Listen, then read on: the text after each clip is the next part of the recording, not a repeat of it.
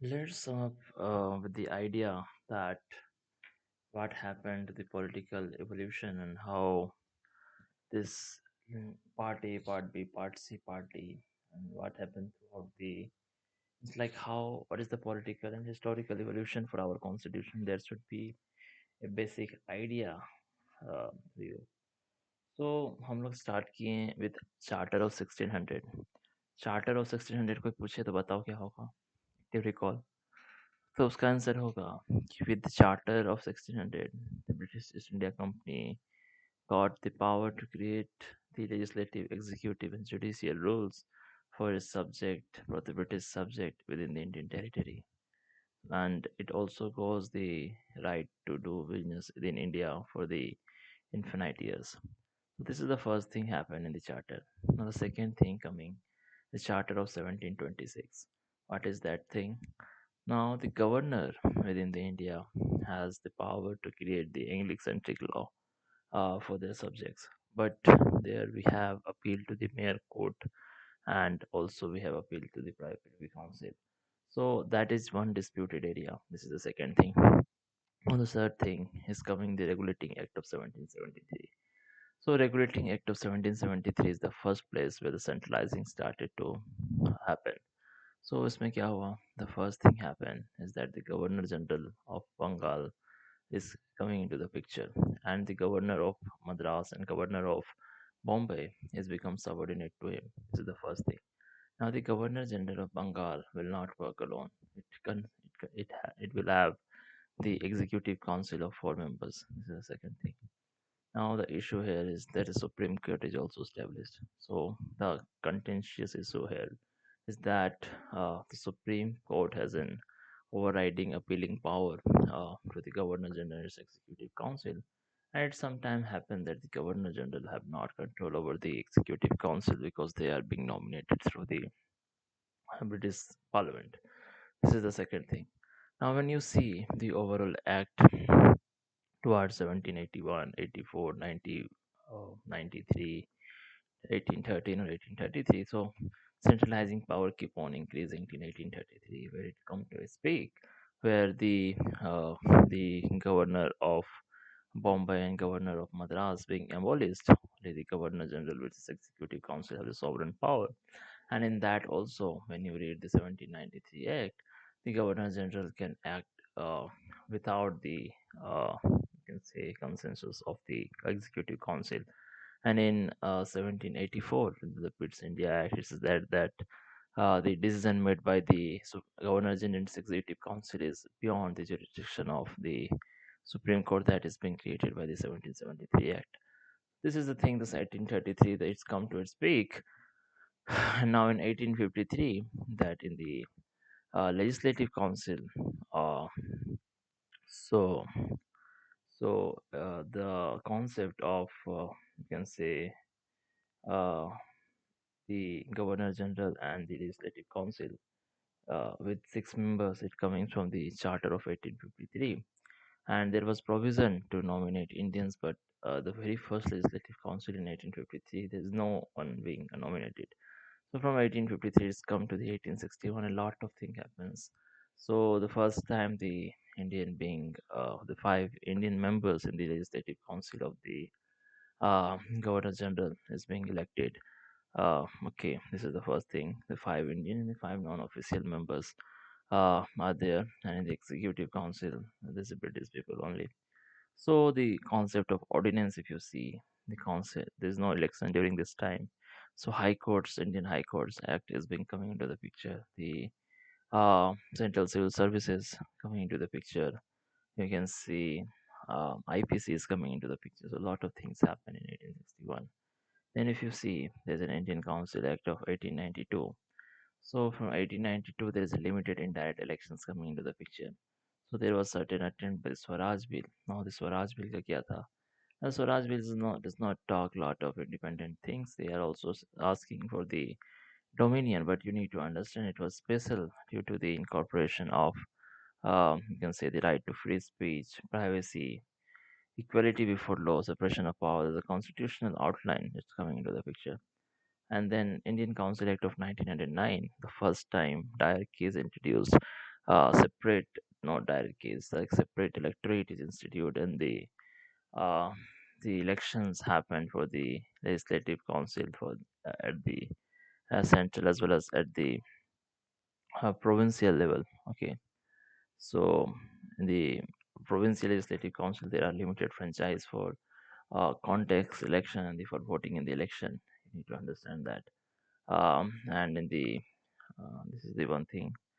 So in the central legislative council, the British members are more, and official member is greater than non-official member. In the provincial legislative council, they allow non-official member to be greater. Okay. So it is an uh, so direct election happen in the provincial legislative council. Yeah, so you need to understand that in 1999 election, it is not an, you can say, the direct election. They are the indirect election that is happen for both provincial and central legislative council, that you need to understand. So it is an indirect, limited, and the communal based electoral system, you can say.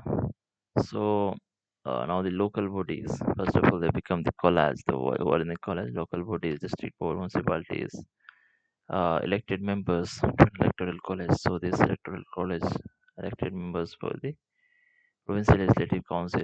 Now these members of provincial legislative council, they elect the members for the central legislative council. So this was actually happening during the time. Then after 1909, then Lucknow Pact happened.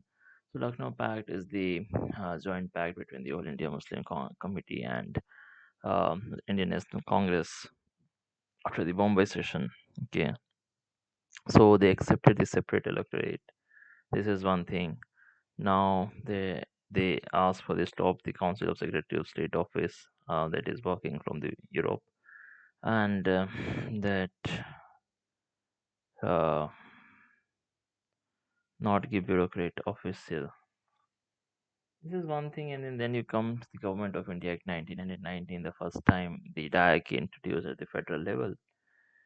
So the Executive Council at the provincial states, they got the reserve subject, and the provincial one got the transfer subject. So also you need to understand this DAC is not introduced in the area where they found there's less civilizational forward. So in the Assam Orissa region, they have not incorporated this. This is need to understand. The second thing is that the Rowlatt Act coming into the picture, and the Indian National Congress boycotted the 1919 elections. So the KVDT statement, you need to understand that it is like Department of Agriculture without irrigation. So the revolutionary in 1925, they attempted to create an constitution. So they have a very forward constitution at that time. Like they are talking about the universal adult suffrage, they are talking about nationalization, they are talking about right to recall. So some good things are there. And then after there is a Commonwealth of India bill. So it was created through the, you can say, the all parties committee by Tej Sapru and the Annie Besant. So they are also talking about the fundamental right. They talk about elementary education, gender rights. They have talked about, but you can say they also don't give the universal adult franchise, but they become a motivating factor for the Nehru report in 1928. So after 1927, when Simon Commission comes to observe the 1919 Act, so in Madras, there is an all party conference with the committees, with the chairman is Motilal Nehru and the secretary is Jawaharlal Nehru. So both Nehru duo created this. So they ask about the dominion status. So they give um, fundamental rights like expression, equality before law, religion, separation of power, like this type of things. The unique thing is that they talked about the universal adult suffrage this time, and they also take care. So talk that the Muslim will get separate electorate where they are in minority, not everywhere. Okay. Then Lord Irwin come with his Irwin declaration that we will provide dominion status, but in the 19 where they have not provided the date. So in 1930 they declared for the Purn Swaraj in the you can say the Lahore session in the 19th December of 1929. And in 26 January 1930, there's a public declaration. So we are celebrating the Republic at that time. Then after 1930, we need to remember the Karachi resolutions that happened between the Gandhi. We outlined the socio-economic principles for the state. A lot of things Gandhi released from the jail. So Irwin Declaration, civil disobedience happened. Bhagat Singh's execution happened. So a lot of things happened during that time. So the Pune Pact happened between the Ambedkar and Gandhi. So they, instead of separate electorate, they asked for the joint electorate. So they asked for the non-discriminatory clauses to be added. The Government of India Act 1935 is coming into the picture. So they provided provincial autonomy and they want to introduce diarchy at the center. But it was not happen. A lot of things happened, like the Supreme Court coming into the picture. Uh, the you can say the report by Lord Linlithgow.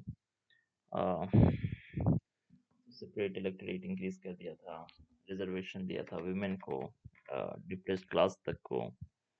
You can say the Council of Secretary of State abolish हो गया था. That was the demand through the you can say uh, that Lucknow session. और उसके बाद franchise extended. Okay, franchise extend किया था. But अभी भी जिसके पास प्रॉपर्टी नहीं था उसको वोट नहीं दिया था. ठीक है. तो फेडरल कोर्ट ऑफ इंडिया बन गया था. न्यू प्रोविंस बना था Sindh Orissa. India Burma separate हो गया था. These are the things. After 1935, we come to the 1946 government cabinet mission. So what does cabinet mission is doing? So cabinet mission come with the Webel plan of 1945. So uh, Constituent Assembly bana that Constituent Assembly. Then in 1947 partition happened. The Constituent Assembly become the interim government, and then it Indian Independence Act coming into the picture that legally authorized the uh, partition. Okay, so this is one thing, and then Article 395 it repeal the Indian Independence Act. Okay, so Indian Independence Act, you can say that legally authorized the partition. Okay, so in direct referendum in Bengal, Punjab, Sindh. So first election happened in 1952, and from 1950 to 1967, the simultaneous election happened. So when you see the overall, if I say that in crux that what has happened, so if you start that before 1853, so everything was simple. Everything that Governor General's Executive Council is taking care. Now in 1853, the first time the concept of the that, legislative council coming into the picture. Okay, so now there is no state level authority. So in the central, we come into the provincial legislative council with the provision of there's a member, Indian member, indirectly nominated.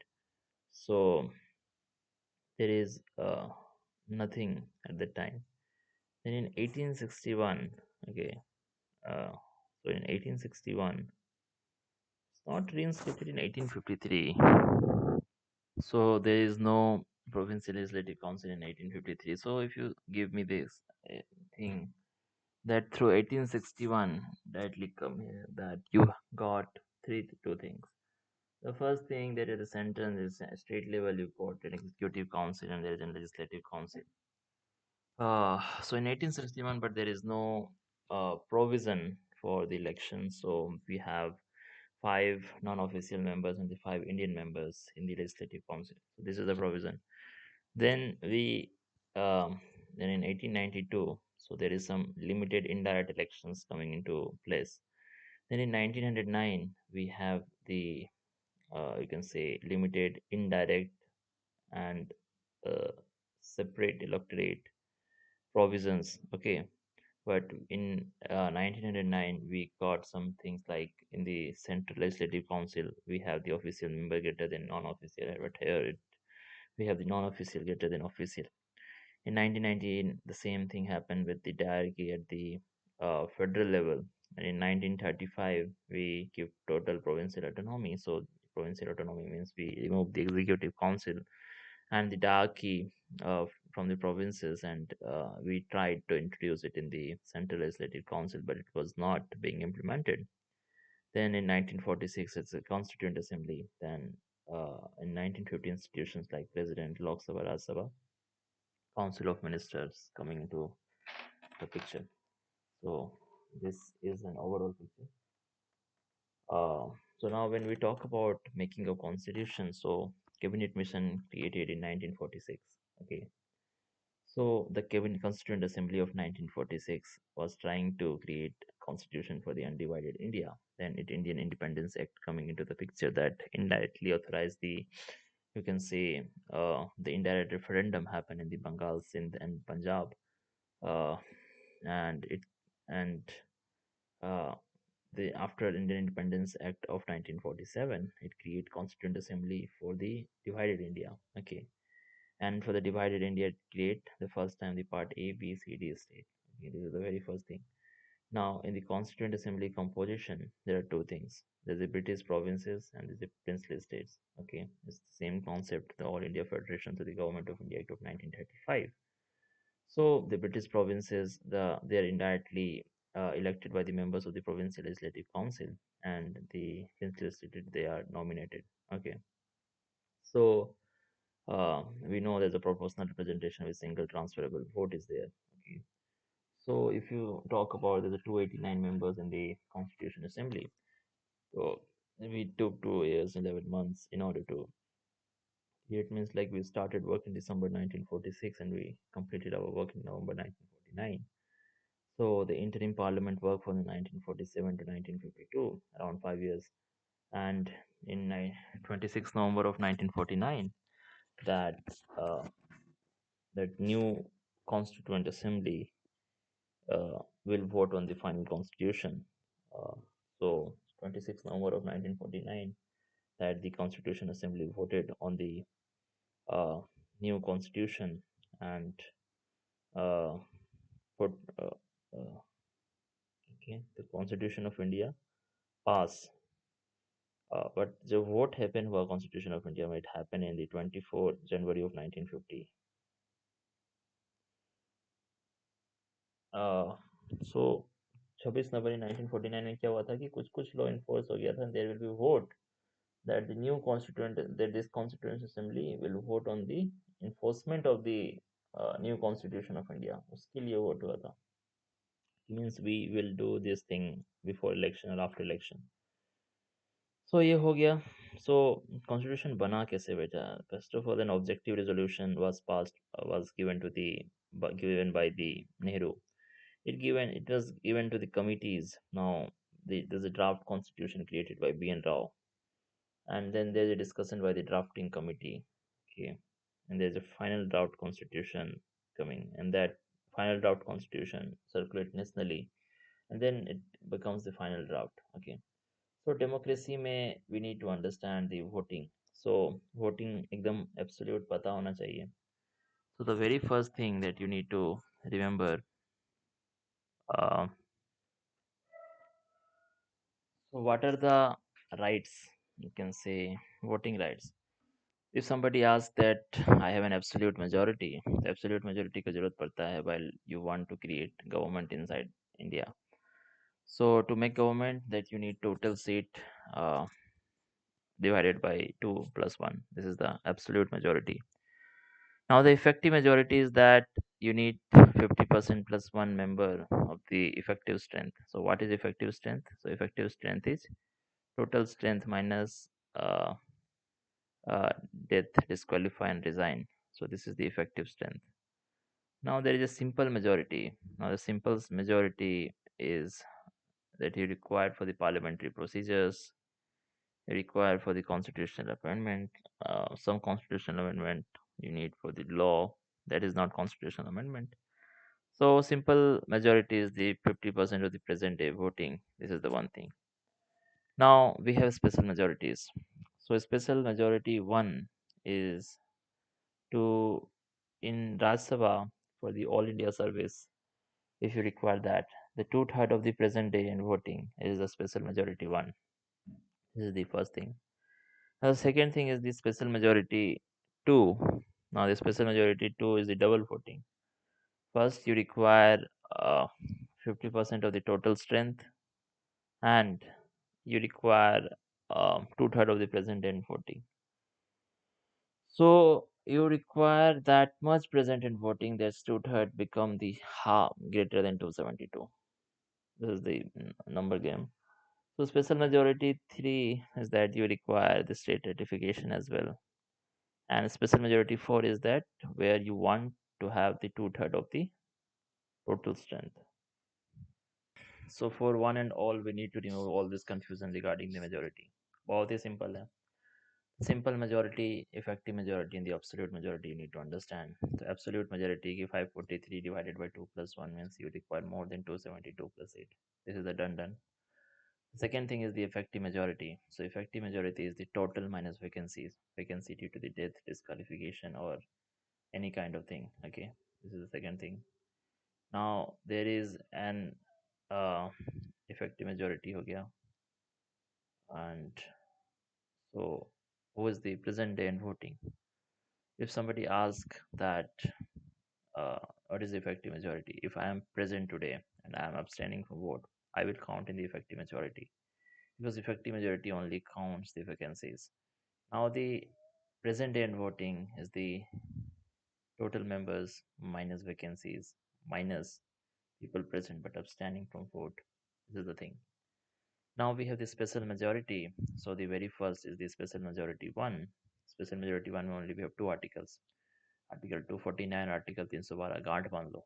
Article 249, when the Rajya Sabha requests center to make a law on the state, the Rajya Sabha empowers Parliament to make laws on the state list.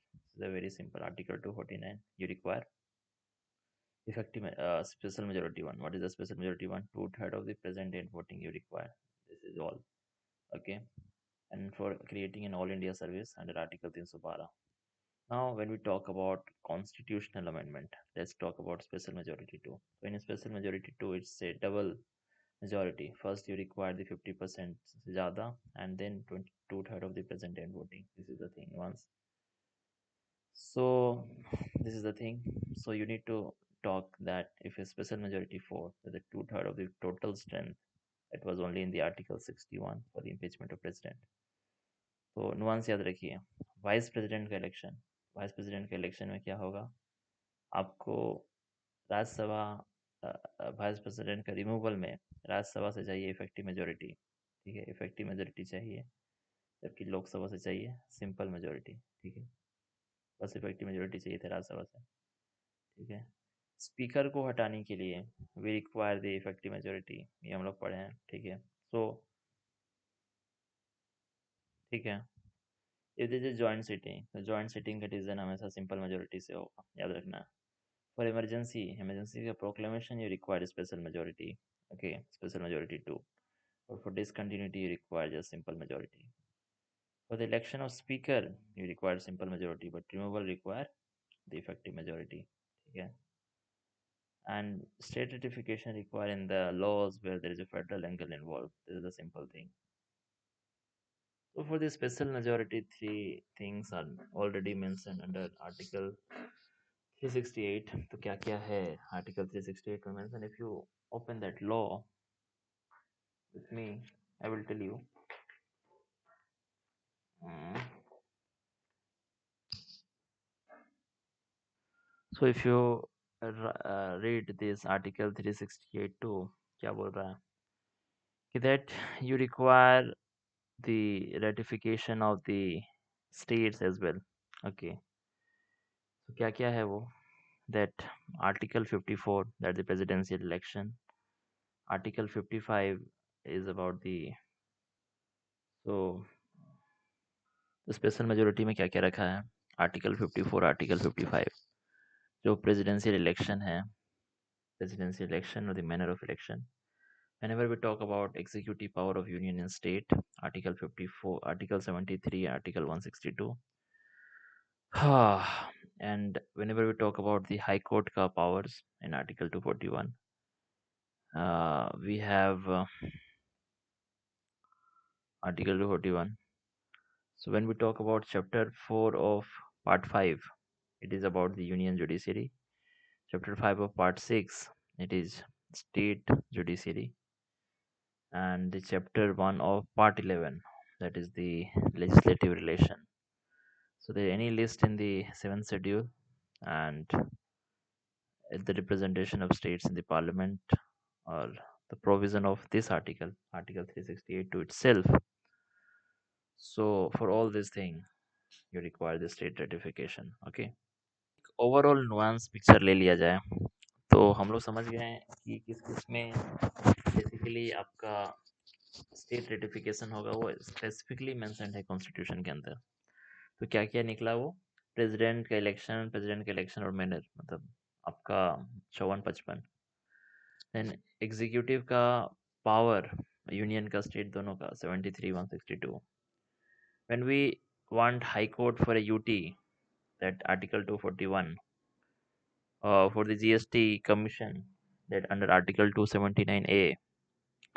When we talk about union judiciary, 4-5, chapter 4 or part 5, and when we talk about state judiciary, chapter 5 of part 6, and when we talk about legislative relations, chapter 1 of part 11, uh, so they are the things. Apart from that, if there is any amendment in the 7th schedule और इसी article में ही, ठीक है, और the legislative presentation है, तो एक common sense से तुम बता सकता है। बट अब देखो इसमें क्या, जॉइंट सिटिंग आपका सिंपल मेजोरिटी से ही होगा, ठीक है। For the special majority, state only need to pass the resolution by simple majority. क्या है, स्टेट्स, हाँ स्टेट को तो सिंपल मेजोरिटी चाहिए, ठीक है।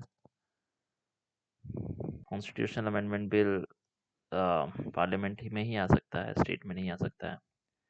प्राइवेट मेंबर बिल इंट्रोड्यूस कर सकता है कॉन्स्टिट्यूशन मेंबर, और प्रेसिडेंट से प्रायर परमिशन भी लेने की जरूरत नहीं है। While means like constitution amendment bill ला रहे हैं आप, तो दिस इज द थिंग। तो जॉइंट सिटिंग के हिसाब से आप कॉन्स्टिट्यूशन अमेंडमेंट बिल को पास नहीं कर सकते हैं, this is the thing. President को मैंडेटरी असेंट देना होगा, इसमें प्रेसिडेंट के पास वीटो वीटो नहीं है, ठीक है, you need to understand this. Federal matter है तो हाफ रेटिफाई करना होगा, ठीक है, this is the nuance. So article 368 में ना तीन चीज़ें हैं। पहला है कि जो कि स्टेट रेटिफिकेशन लगेगा, एंड एक चीज़ है जहाँ सिंपल मेजोरिटी से हो जाएगा। क्या क्या है, पहला है आर्टिकल 4।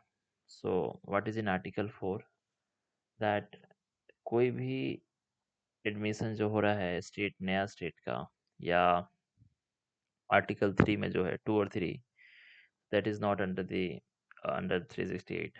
फिर आर्टिकल 169, अगर स्टेट लेजिस्लेटिव काउंसिल आपको बनाना है तो जो आपका स्टेट्स है वो तो स्पेशल मेजोरिटी से पास करेगा, ठीक है। स्पेशल मेजोरिटी 1 से नहीं, स्पेशल मेजोरिटी 2 से पास करेगा, बट ये लोग इधर से सिंपल मेजोरिटी से पास कर देगा। Then we have the 239A, अगर कोई प्रोविज़न बनाना पड़े for Puducherry, if we have to create any provision for Delhi, तो उसको भी नहीं लगेगा। If we have to create anything for Assam, tribal council जो है ऑटोनोमस स्टेट बनाना हो ट्राइबल एरिया को मिला के, तो वो भी नहीं, वो भी बना सकते हैं। तो 5th शेड्यूल और 6th शेड्यूल में कुछ कुछ प्रोविज़न है दैट जो आप शेड्यूल एरिया और ट्राइब्स का एडमिनिस्ट्रेशन कर रहे हैं, ठीक है, और 6th शेड्यूल में उसके लिए भी आपको नहीं चाहिए स्पेशल मेजोरिटी, सिंपल मेजोरिटी से काम चल जाएगा, ठीक है। क्या क्वेश्चन पूछ रहा है, if India is creating a state altering boundary, नहीं, जरूरत नहीं है, ठीक है। अब बट इसमें एक नुआंस है कि भैया बेरूबारी यूनियन ने केस में कहा है कि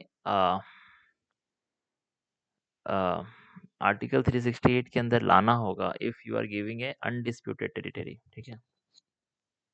तो भैया बेसिक थिंग है, आ जाइए आप बेयर एक्ट पे। बेयर एक्ट का हम लोग बात कर रहे हैं कि जब कॉन्स्टिट्यूशन ऑफ इंडिया बना, ओके, जैसे कि अगर हम आपको दिखाएं page number, it is page number होगा, इसको ही हो,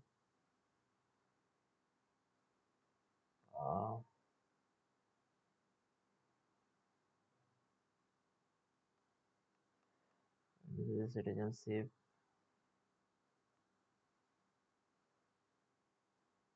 हाँ, तो जो टेरिटोरियल चेंजेस है इंडिया में, they are primarily govern by the constitutional provisions in part one.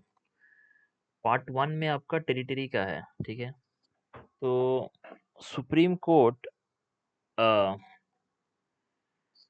जो कॉन्स्टिट्यूशनल प्रोविजन में जो दिक्कत आया है वो दो मेजर जजमेंट से पता चला है, जो आपका बेरूबारी यूनियन केस है और एक केस है, ठीक है।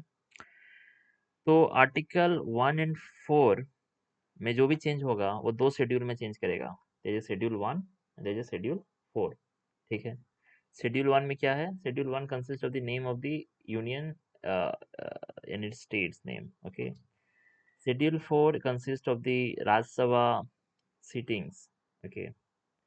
सो after the state reorganisation act, तो जो क्राइटेरिया था आपको याद होगा, Dhar commission, JVP commission, Fazal Ali commission, ये सब रीऑर्गेनाइज हुआ था ऑन द बेसिस की लिंग्विस्टिक कमीशन ऐसे करके होगा, ठीक है। इंडिया ABCD करके स्टेट बना था और 1956 में on the basis of the Fazal Ali commission recommendation हम लोग पहली बार 14 स्टेट और 6 यूनियन टेरिटरी के साथ आए थे। आज इंडिया में 28 स्टेट, आज इंडिया में कितना, करंटली इंडिया में 28 स्टेट और 8 यूनियन टेरिटरी है, ये याद रखना है, ठीक है। So we have 4 articles in place, okay, एकदम समझ लीजिए। बेयर एक्ट जब अगर आप पढ़ भी लीजिएगा तो पहला आर्टिकल 1 है, पहले उसका सारा नुआंस एक बार देख लेते हैं, क्या क्या पूछ सकता है। पहला है यूनियन ऑफ इंडिया और territory of India. Union of India में केवल स्टेट्स होगा, territory of India wider term है, स्टेट होगा, यूटी होगा और कोई भी टेरिटरी जो कि गवर्नमेंट ऑफ इंडिया एक्वायर कर ले, ठीक है। आर्टिकल 2 और आर्टिकल 3 में क्या अंतर है? आर्टिकल 2 है, article 2 is related to adding new territory, means admission करना या एक्वायर कर लेना कोई फॉरेन टेरिटरी को, that deals with the article 2। Article 3 is talking about formation और चेंजेस एग्जिस्टिंग स्टेट में चेंज कर देना, दैट इज अंडर आर्टिकल 3, ठीक है। तो पार्लियामेंट इंक्रीज कर सकता है एरिया ऑफ एग्जिस्टिंग स्टेट? नहीं, एग्जिस्टिंग स्टेट का कोई भी चेंज आर्टिकल 3 के तहत जाएगा, ठीक है। अब आर्टिकल 3 में कुछ कुछ है जो हम लोग को पता करना है, चलो ये एक बार लास्ट में देखेंगे। सारा आर्टिकल का क्रक्स बोल दे रहे हैं, 100 बात का एक बात है। आर्टिकल 1 में लिखा हुआ है India, that is Bharat, shall be the union of states, ठीक है। When we talk about union of state, ये दिखाता है centre greater than state, this is the first thing. And what type of territory, मतलब आर्टिकल 1 में भी 3 article है, 1 में लिखा हुआ है ये, 1 2 में लिखा हुआ है कि द स्टेट इन टेरिटरी, जो कि फर्स्ट शेड्यूल में होगा, ठीक है। थर्ड में क्या लिखा हुआ है? टेरिटरी ऑफ इंडिया को डिफाइन किया गया है। तो टेरिटरी ऑफ इंडिया क्या है? कोई भी स्टेट, कोई भी यूटी और कोई भी acquired territory, any other territories as में एक्वायर्ड, ठीक है। अब आ गया आर्टिकल 2 में, तो आर्टिकल 2 में है एक्सटर्नल चेंजेस। सो एडमिशन या कोई भी आपको नया स्टेट बनाना है तब क्या करना होगा? तो ये बोल रहा है कि भैया आप एडमिट, पार्लियामेंट के पास पावर है कि वो किसी भी नए स्टेट को स्टेब्लिश कर सकता है by admitting it into the union, जिससे उसको अच्छा लगे, दिस इज रिटर्न, ठीक है। बट साइलेंट है on the giving away of territory, this is the first thing. Third thing है कि कोई भी इंटरनल चेंजेस करे स्टेट में, इंटरनल चेंजेस क्या कर सकते हैं? इंक्रीज करो, डिक्रीज करो, बाउंड्री अल्टर करो, रिनेम करो, ये चीज। तो आप ऐसा कुछ भी चेंज करते तो आपको कहाँ चेंज करना होगा? शेड्यूल 1 में चेंज करना होगा। तो आपको शेड्यूल 1 में जब चेंज करोगे तो that leads to the simple majority changes, ठीक है। अब आर्टिकल 4 में क्या लिखा हुआ है? आर्टिकल 4 में सिंपल लिखा हुआ है कि जो भी चेंज होगा शेड्यूल 1 और शेड्यूल 4 में ड्यू टू 2 एंड 3, वो इंसिडेंटल है, वो आर्टिकल 368 के अंदर नहीं आएगा, आपको स्पेशल मेजोरिटी करने का जरूरत नहीं है, it's come under the simple majority, as simple as that, ठीक है। बट अगर आपको किसी सिटी का नाम चेंज करना होगा, डिस्ट्रिक्ट का नाम चेंज करना होगा, एरिया का नाम चेंज करना होगा, they are at the state level, okay. Now there is a schedule called schedule 4। Now in schedule 4 it is the number of seat की, हर एक स्टेट और यूटी का जिसका लेजिस्लेचर है, how many Rajya Sabha seat they have. So there are two things, अगर आप उसमें चेंज करते हैं due to the changes of territory article 2 और 3 की वजह से, तो that is not coming under the article 368, simple majority से पास हो जाएगा। बट आप उसका कुछ इलेक्शन फ्रेमवर्क की वजह से चेंज होता है, that coming under the special majority 3, it is very nuance point that you need to understand, ठीक है।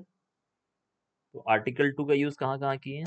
जम्मू कश्मीर को एडमिट किए हैं, गोवा को एक्वायर किए हैं, आर्टिकल 2 से किए हैं, ठीक है, ये चीज याद रखना है।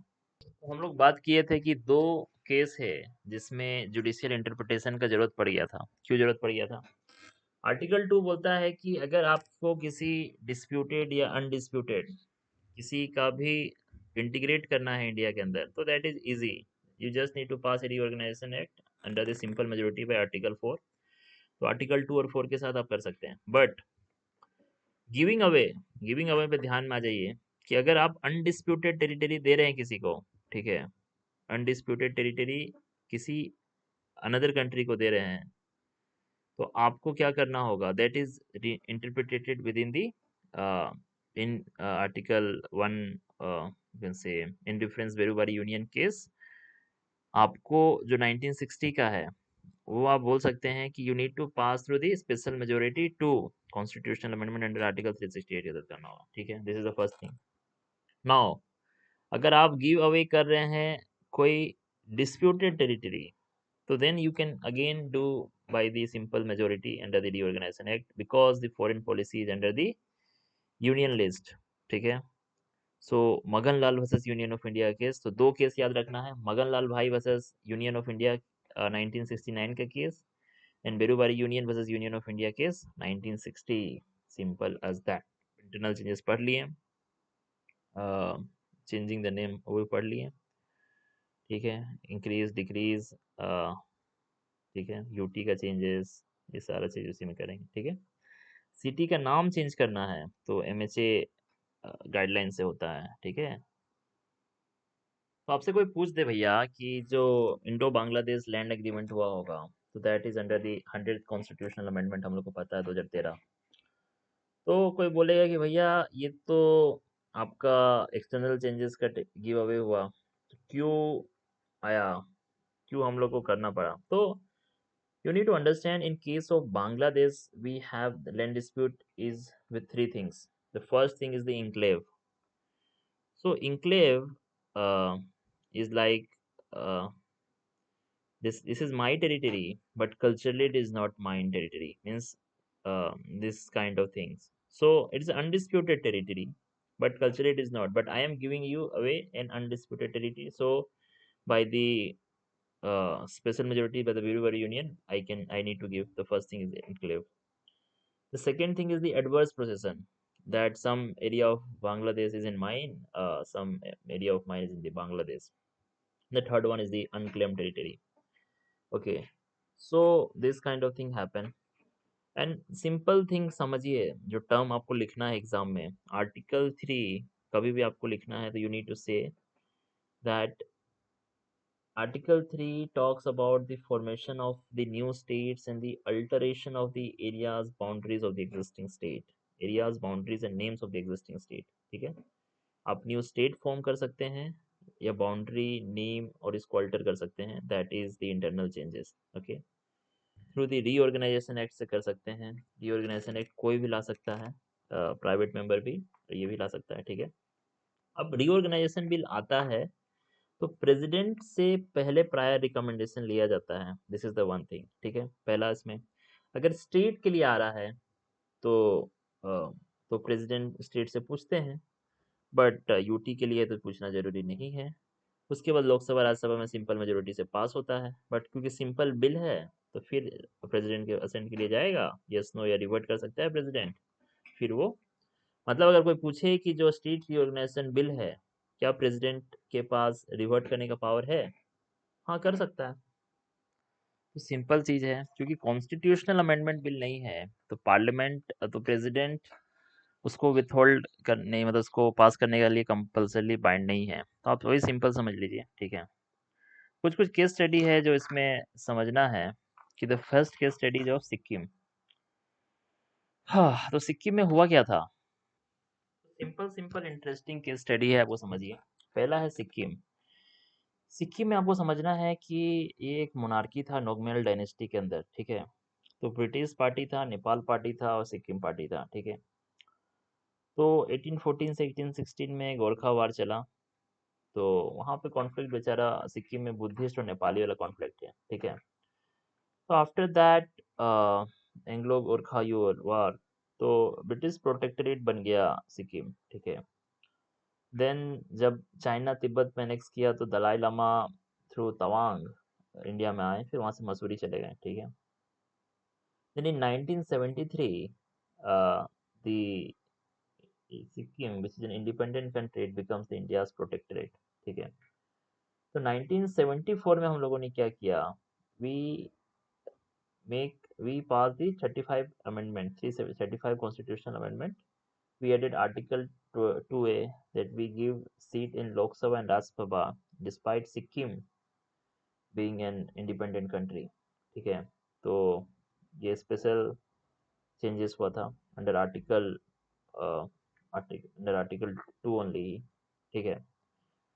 तो उसके बाद रेफरेंडम हुआ, ठीक है, और हम लोग सिक्किम को फुल स्टेट बनाए, ठीक है। तो 35 कॉन्स्टिट्यूशनल अमेंडमेंट और 36 कॉन्स्टिट्यूशनल अमेंडमेंट याद रखना है, दोनों ही स्पेशल मेजोरिटी 3 से पास हुआ है, ठीक है। अब जम्मू कश्मीर के रीऑर्गेनाइजेशन एक्ट को अगर समझा जाए तो आप देखिए कि आर्टिकल 370 क्या था। Article 370 is giving the special status to the Jammu and Kashmir, ठीक है। उसमें ऐसा लिखा हुआ था कि for any change you need to ask the constituent assembly, you need to ask the legislative assembly of the Jammu and Kashmir, okay। अब इसमें क्या हुआ कि during that time, since the legislative assembly is not in place, president rule is there, so the governor, they asked from governor and asked to remove the article 370 like a normal state, and it becomes a normal state like this। तो state को दो UT में तोड़ दिया गया, Jammu Kashmir with legislative assembly, Ladakh without legislative assembly. तो 370 remove नहीं हुआ है, it is no longer operational, ये बोल सकते हैं, ठीक है। तो एक ही स्टेट है जो का डाउनग्रेड हुआ है, स्टेट से यूटी बन गया है, that is Jammu Kashmir. Then we need to understand the simple some facts on the reorganization of state, like how it is happened। तो हम लोग को पता है 1950 में जब आफ्टर कॉन्स्टिट्यूएंट असेंबली अपना सारा चीज पास कर दिया, so we have come up with A, B, C, D kind of state. A is the British province, B is the princely state, C is like center administrative like things, chief commissioner administrative states. D is the Andaman Nicobar. This the kind of thing. Then, but in the Congress sessions, we have promised that we will give on the basis of the region and language. Okay, so we come up with Dhar commission, JVP commission, Fazal Ali. तो Dhar commission बोल दिया 1948 में कि भैया language के आधार पे नहीं हो सकता है। जेबीपी भी सेम चीज बोला, बट फजल अली 1953 में बोला नहीं नहीं मानना होगा। तो फजल अली के आधार पे ही 1956 का स्टेट रीऑर्गेनाइजेशन एक्ट आया और 14 स्टेट और 6 यूटी बना था, ठीक है।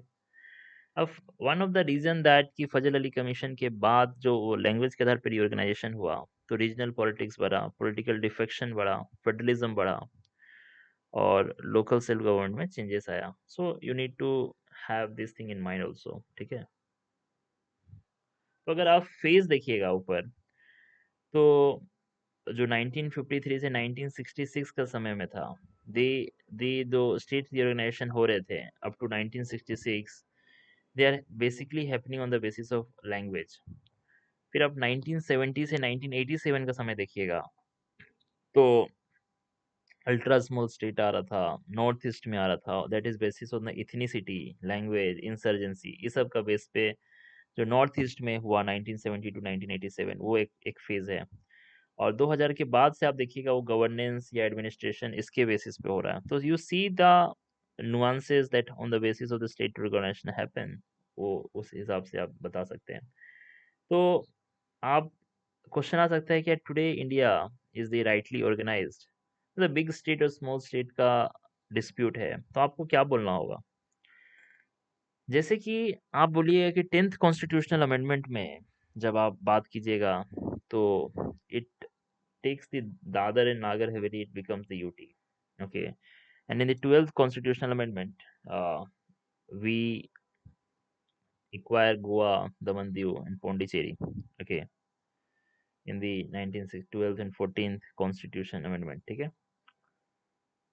सो आफ्टर 1959 का जो केस था, ओके, कि जो अनडिस्प्यूटेड टेरिटरी है, उसमें स्पेशल मेजोरिटी टू चाहिए, ठीक है। तो अब अगर देखा जाए तो लैंग्वेज के आधार पे कौन कौन स्टेट बना है। तो अब आंध्र प्रदेश को देखिएगा, उड़ीसा को देखिएगा, they have created on the basis of language. Culture के दृष्टिकोण से देखिएगा, तो इफ यू से the Mizo, Manipur, Tripura, that states become on the cultural region. Religious region से पंजाब बना है for the promoting of the Sikhism. Colonial दृष्टिकोण से if you see, we have acquired the Goa, we have seen the Pondicherry from that. From the administrative point of view, Telangana बोल रहा है। Security के दृष्टिकोण से आपका जम्मू कश्मीर लद्दाख बन गया है। ज्योग्राफी के दृष्टिकोण से उत्तराखंड बना है, और इकोनॉमी के दृष्टिकोण से झारखंड बना है। So how many factors are there?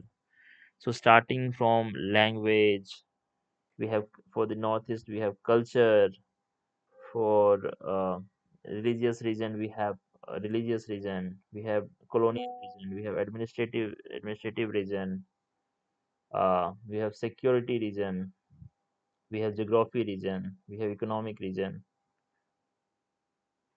तो सिंपल है, कुछ कुछ चीज़ याद रखना है। यूनियन ऑफ इंडिया क्या होता है, टेरिटरी ऑफ इंडिया क्या होता है। आर्टिकल 2 में इंटरनल एक्सटर्नल टेरिटरी को एक्वायर करने का बात है। आर्टिकल 3 में आपका इंटरनल टेरिटरी का एरिया इंक्रीज डिक्रीज या नाम चेंज करने का बात है। प्रायर रिकमेंडेशन प्रेसिडेंट का चाहिए, only with the prior recommendation, ये ओनली वाला बात हो जा रहा है, मतलब चाहिए ही चाहिए कि प्रेसिडेंट को रिफर करना ही होगा बिल को, ठीक है।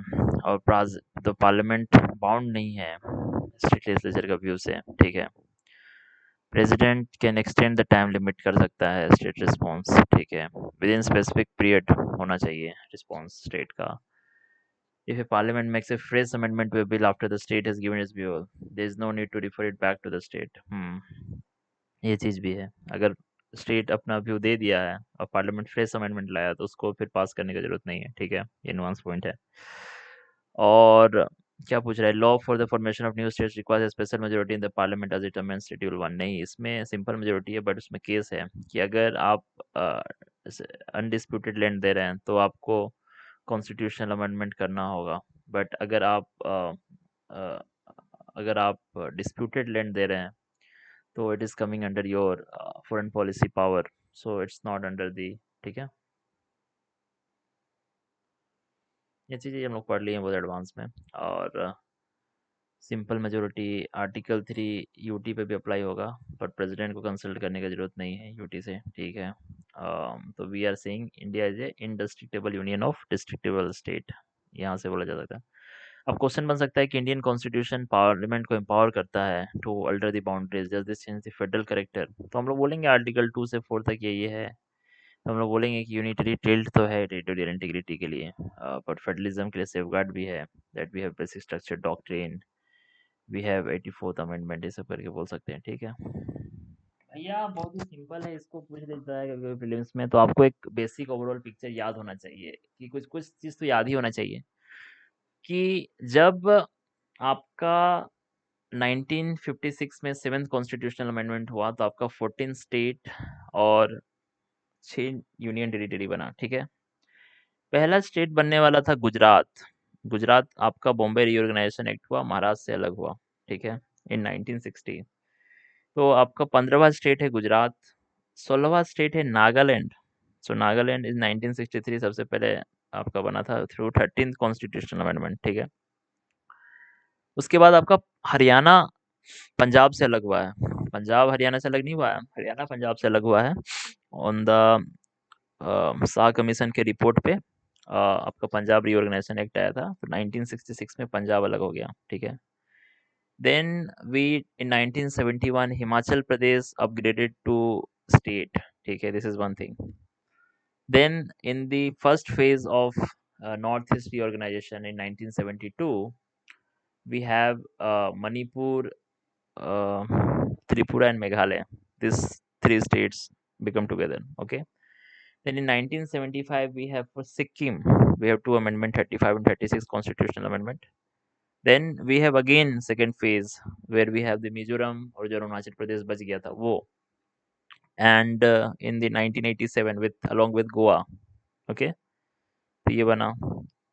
और लास्ट में आपका तेलंगाना बना, उससे पहले आपका छत्तीसगढ़, उत्तराखंड और झारखंड बना 2000 में, ठीक है। सो कॉन्स्टिट्यूशनल अमेंडमेंट किसके किसके लिए हुआ? दादर नागर हवेली के लिए हुआ है 10th constitutional amendment. 12th constitutional amendment हुआ है आपका गोवा दमन दीव के लिए। फिर 14th आपका पुडुचेरी के लिए, ठीक है। और 69 कॉन्स्टिट्यूशनल अमेंडमेंट हुआ है आपका एनसीटी के लिए, दिल्ली के लिए। और 35 36 कॉन्स्टिट्यूशनल अमेंडमेंट हुआ था, ठीक है। अब इसमें कुछ कुछ क्या क्या पूछ सकता है? Sikkim become a full state of Indian by 35, नहीं 36 से बना था, ठीक है। फर्स्ट लिंग्विस्टिक स्टेट गुजरात था, नहीं, first linguistic state Andhra Pradesh था 1953, ठीक है। गोवा और Himachal Pradesh always been states, नहीं, पहले ये लोग यूनियन यूटी था, ठीक है। आ, ठीक है, ठीक है। सो पहले क्या क्या बना? पहले नागालैंड बना, फिर हरियाणा बना। हाँ, तो पहले नागालैंड तो बना है, और फिर हरियाणा बना, फिर सिक्किम बना, फिर मिजोरम बना। सिक्किम बना 35 से, सिक्किम बना होगा आपका अराउंड 1975 में। मिजोरम आपका बना है, मिजोरम कब बना है? मिजोरम, मणिपुर, मिजोरम आपका 1987 में बना है गोवा के पास, तो पहला ऑप्शन सही है। हाँ, ठीक है। तो ऐसा करके आपका दिमाग में ना डेट का ये रहना चाहिए, ठीक। तो बहुत ही जल्दी से समझेंगे हम लोग सिटीजनशिप पॉलिसी को। So there are four terms that people are oftenly confused, that what is nationality, what is citizenship, what is domicile and what is uh, residency। तो सबसे पहला चीज है नेशनैलिटी। तो नेशनैलिटी आपको समझना होगा कि ये एक एकेडमिक कॉन्सेप्ट है। इट मीन्स आप कहाँ बॉर्न हुए, आपका रूट क्या है, आपका बिलोंगिंग क्या है। So it does not have any legal validity, but India allows for only a single nationality, ठीक है। This is the thing. और इसको आप चेंज नहीं कर सकते हैं। It is a racial ethnic concept, ठीक है। This is the first thing. Now the second thing is the citizenship. Citizenship means you are an official member of a sovereign state. It is a legal status. It can be changed. ठीक है। Now the third thing is the domicile. So domicile has two level. At national level domicile, at state level domicile. So national level domicile क्या है कि आपका either you have a permanent home or you have a place where you reside with the intention to remain there for an indefinite amount of time, then you are a nationally domiciled person, ठीक है। Because this is one thing, and then the domicile state is the same thing with for a specific state आपका है। तो uh, मतलब basic आपका national domicile taxation purpose के लिए नहीं है। आपका जो नेशनल डोमिसाइल है वो है कि you want India as a home और not. This is the basic thing from the it's like if you want a legal purpose, inheritance purpose, taxation purpose, that is for the national domicile is counted, that in, you are considering India as your home or not, ठीक है। And when we talk about domicile of state, it is for the दो state का domicile नहीं हो सकता, एक ही state का domicile हो सकता है। वो लीगल और वेलफेयर के लिए है बेसिकली, कि आपको स्टेट का कुछ कुछ वो सब मिलेगा कि नहीं। Then we talk about residency, so we have a this is a legal, geographical and economical term. So we have national residency as well as the state residency as well, okay. It means the same thing, but means like if you say at individual level, so either you can be a citizen if you have the citizenship of the country, or you are a non citizen, ठीक है। अगर आप citizen हैं, you have the right to vote, you have the right to contest public office, this is the very first thing.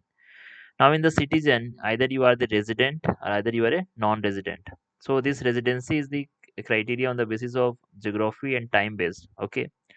So if you are a resident of a country, then you are eligible for the taxation under the IT Act or the FEMA Act, okay. For the non-resident, you have the lesser property rights, you need to understand this. For non-citizen purpose, either you can be a legal migrant, either you can be a refugee, either you can be a illegal migrant, ठीक है। For the legal migrant who has come up with a visa, visa में क्या होता है, visa में आपका purpose और time पता चलता है। रेफ्यूजी और इलीगल माइग्रेंट, जिसके पास, इलीगल माइग्रेंट वो है जिसके पास कोई डॉक्यूमेंट नहीं है। रेफ्यूजी है जो कि यूएन कन्वेंशन के थ्रू आया है, ठीक है। That we have UN convention, Geneva convention and United Nation human right commission, ये सब है रिफ्यूजी के लिए, but we India not ratify the Geneva convention, ये हमको याद रखना है, ठीक है। अब टैक्सेशन के लिए क्या आईटी एक्ट में क्या है, आईटी एक्ट और फेमा एक्ट में है कि जो एनआरआई है, we are not taking tax for the income he earned from any other country, means you take tax only for the income earned in this country, ठीक है, ये आपको जानना है। अब कोई एलियन मान लीजिए आ भी गया, जिसको हम लोग नॉन सिटीजन बोल रहे हैं, जिसको इलीगल इमिग्रेंट माइग्रेंट बोल रहे हैं, तो उसको हम लोग बोलेंगे friendly alien. Doctrine of presumption है, ठीक है। और देयर इज एनिमी एलियन, कि दैट गवर्नमेंट को इशू ऑर्डर करना होगा कि इस देश का कंट्री का आदमी आएगा, देयर इज एनिमी एलियन, ठीक है। This is the first thing. अब जो सिटीजन्स है, ठीक है, अब सिटीजन्स के पास सारे फंडामेंटल राइट है, जबकि जो नॉन सिटीजन है उसके पास भी कुछ कुछ फंडामेंटल राइट है। मतलब सिंपल आप समझिए, ये जो 15, 16, 19 और 29 और 30 है, यही बस सिटीजन्स को अवेलेबल है, फॉरेनर को नहीं है। बाकी जो सब है that is available to both citizens and foreigners, ठीक है। चीज तो बार बार आता है, मतलब आपको याद रखिए, जो रिजर्वेशन वाला राइट है 15, 16, आपका जो 29 और 30 है, और आर्टिकल 19 है जो एक्सप्रेशन वाला, that is only available to citizen. बाकी सब आपका इसको भी आपका नॉन सिटीजन या फॉरेनर को भी अवेलेबल है, ये मान के चलिए, ठीक है। इंटरनली डिस्प्लेस्ड पर्सन हो सकता है, जो कि किसी कंट्री में आप इधर उधर चले गए हैं, या आप असाइलम जाके एम्बेसी में ले सकते हैं। तो सिटीजनशिप पॉलिसी का बेसिक आर्किटेक्चर क्या है? तो फर्स्ट ऑफ ऑल जो कॉन्स्टिट्यूशन ऑफ इंडिया है, जो जो आपका एंट्री 17 है, यूनियन लिस्ट के अंदर आ रहा है सिटीजनशिप पॉलिसी, आपको समझना होगा। उसी के तर्ज पे बना है सिटीजनशिप एक्ट ऑफ 1955 और citizenship rules. We have a passport act है, we have a registration of foreigners act है, and we have the registration of foreigner act rules है। तो ये 1, 2, 3, 4 चार लॉ प्राइमरली है, the constitution of India, citizenship act, passport act, the registration of foreigners act. Ministry of home affairs and ministry of external affairs मिलकर संभालती है। जो PIO है, ओसीआई स्कीम है, बीपीडी स्कीम है, ये सब ये लोग देख रहा है, ठीक है। तो भैया प्राइमरी लॉ है आपका कॉन्स्टिट्यूशन ऑफ इंडिया। तो कॉन्स्टिट्यूशन ऑफ इंडिया आपको क्या बता रहा है? कॉन्स्टिट्यूशन ऑफ इंडिया बता रहा है कि जो 26 जनवरी 1950 में किसके किसके पास सिटीजनशिप था, ठीक है। तो constitution of India talks about single citizenship और डोमिसाइल का बात कर रहा है। और जो कॉन्स्टिट्यूशन जो आपका सिटीजनशिप एक्ट है, 26 जनवरी 1950 के बाद अगर आप आए हैं, तब क्या होगा आपके साथ, और सिटीजनशिप में लॉस कैसे होगा, ये कॉन्स्टिट्यूशन में नहीं है, ये चीज़ याद रखना है। ये आपका citizenship amendment, loss of citizenship वहाँ है, ठीक है। राइट टू सिटीजनशिप आपका कॉन्स्टिट्यूशनल राइट है, स्टेट्यूटरी राइट दोनों है, ये मान के चलिए, ठीक है। और कॉन्स्टिट्यूशनल सुप्रीमेसी है, ठीक है। तो आप अगर कोई बोले कि कॉन्स्टिट्यूशनल सुप्रीमेसी एब्सोल्यूट है, तो एक टर्म बता, एक एक प्रोविजन बताइए कॉन्स्टिट्यूशन का where we see there is no constitutional supremacy. तो बहुत सारा प्रोविजन है कि जहाँ पे तो एक्सप्लिसिटली लिख दिया गया है कि पार्लियामेंट्री लॉ ओवरराइड करेगा। तो एक आपका है ऐसे ही आर्टिकल 11, जहाँ पे लिखा हुआ है कि parliamentary law will override the constitutional citizenship provision, as simple as that, ठीक है। आर्टिकल 11 याद रखिए। और उसके बाद आपको आर्टिकल 5 को समझ लीजिए। आर्टिकल 5 सिंपल भाषा में क्या बोल रहा है कि 26 जनवरी 1950 को, ठीक है। तो क्या बोल रहा है आर्टिकल 5? आर्टिकल 5 बोल रहा है कि 26 जनवरी 1950 को वो हर एक व्यक्ति इंडिया का सिटीजन होगा जिसके पास इंडिपेंडेंट इंडिया का डोमिसाइल होगा, पहला चीज। दूसरा, या तो वो, या तो उसका पिता या उसका पेरेंट है जो कि टेरिटरी ऑफ इंडिया में बॉर्न हुआ होगा according to government of India act 1935, या तो ऑर्डिनरी रेजिडेंट रहा होगा ड्यूरिंग 26 जनवरी 1945 से 26 जनवरी 1950, एज सिंपल एज दैट, ठीक है। आर्टिकल 6 में लिखा हुआ है कि जो अ, पाकिस्तान से इंडिया आया, तो सिंपली उसमें उसमें ये बोला गया है कि जो बंदा, अगर वो उसका पेरेंट्स या उसका ग्रैंड पेरेंट्स बॉर्न हुआ है, आपका, you can say in the joint territory, और विलो के लिए डेट दिया गया है 19 जुलाई 1948 का, ठीक है। 19 जुलाई 1948 कट ऑफ डेट है कि अगर आप इसके पहले आ गए हैं तो आप ऑर्डिनरी रेजिडेंट हैं, पर इसके बाद आए हैं तो आपको 26 जनवरी 1925 से पहले रजिस्टर करना होगा, ठीक है। This is simple thing. Now article 7 में क्या लिखा है कि आप इंडिया से पाकिस्तान चले गए थे और पाकिस्तान से फिर इंडिया आ गए, ठीक है। तो इसमें सेम रूल अप्लाई होगा, बट आपको इसमें ध्यान देना होगा कि आप क्या बोलते हैं, इंडिया से पाकिस्तान गए थे 1 मार्च 1947 के बाद, ठीक है? इसके अलावा आर्टिकल 8 बात करता है कोई भी पर्सन ऑफ इंडियन ओरिजिन है बट वो कहीं बाहर रह रहा है, बट सिंपल है कि अगर उसका कोई parent grand parent territory of India में बॉर्न हुआ है तो उसको जाना है कोई भी एम्बेसी में और 26 जनवरी 1950 से पहले रजिस्टर कर ले रहा है, ठीक है? तो 2 डेट है, क्योंकि सिटीजनशिप लॉ इन्फोर्स हो गया था 26 जनवरी 1949 को, ओके? बट हम लोग ये इसलिए 26 जनवरी 1950 डेट कर रहे हैं। तो आर्टिकल 9 है, ये बोला है जो सिंगल सिटीजनशिप इंश्योर कराता है कि ठीक है, कि जो पर्सन दूसरा देश का सिटीजनशिप लेगा वो इंडिया का सिटीजन नहीं कहलाएगा। This is the thing. तो आर्टिकल 5 से आर्टिकल 9 तक हम लोग समझ गए। 5 है आपका कॉन्स्टिट्यूशन, जो कौन होगा इंडिया का सिटीजन। 6 होगा जो पाकिस्तान से आया। 7 होगा जो आ, पाकिस्तान से आया, मतलब इंडिया से पाकिस्तान गया, पाकिस्तान से फिर आ गया।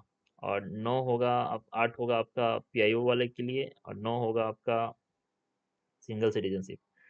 अब अब ये लोग बोल रहा है कि भैया जो सिटीजनशिप अमेंडमेंट एक्ट है कि रेट्रोस्पेक्टिव लग सकता है कि नहीं। पहला चीज हाँ लग सकता है, सिविल लॉ है, ठीक है।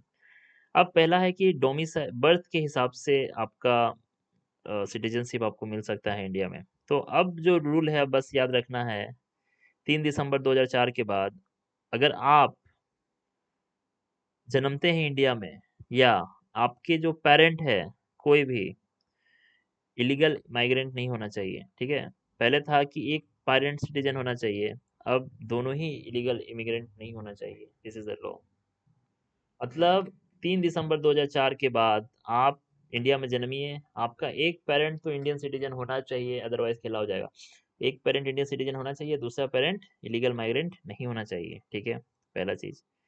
अब डिसेंट के आधार पे देखा जाए तो आपको देखना होगा, अगर डिसेंट के आधार पे हम आपको सिटीजनशिप देना चाह रहे हैं तो उसका क्या प्रोविजन है। डिसेंट के आधार पे आपको हमका सिटीजनशिप देने का प्रोविजन है, ये देखिए, ये बहुत ही नुआंस पॉइंट है आपका for the impact of liberalisation, privatisation, globalisation, कि एलपीजी में आपका डिसेंट के आधार पे जब हम लोग देखते थे तो पहले नियम था कि 26 जनवरी 1950 से 9 दिसंबर 1992 तक कि आपको तभी हम सिटीजनशिप देंगे जब आपके पिताजी, only father, is citizen during the birth, ठीक है? बट इसके बाद से हुआ कि कोई भी सिटीजन हो, means any of the parent can be citizen, तो आपको देंगे। और 2004 के बाद तो चेंज हो गया कि that you need to register as a citizen. तो बहुत ही नुआंस, मतलब बहुत ही बेसिक पॉइंट है कि जो कंट्री का डेमोग्राफिक डिविडेंड कम होगा उसका इमिग्रेशन पॉलिसी इजी होगा, ठीक है? तीसरा है आपका रजिस्ट्रेशन, मतलब आप पर्सन विद इंडियन ओरिजिन है, मतलब आपका आइडेंटिटी इंडियन है, ठीक है? पहला चीज।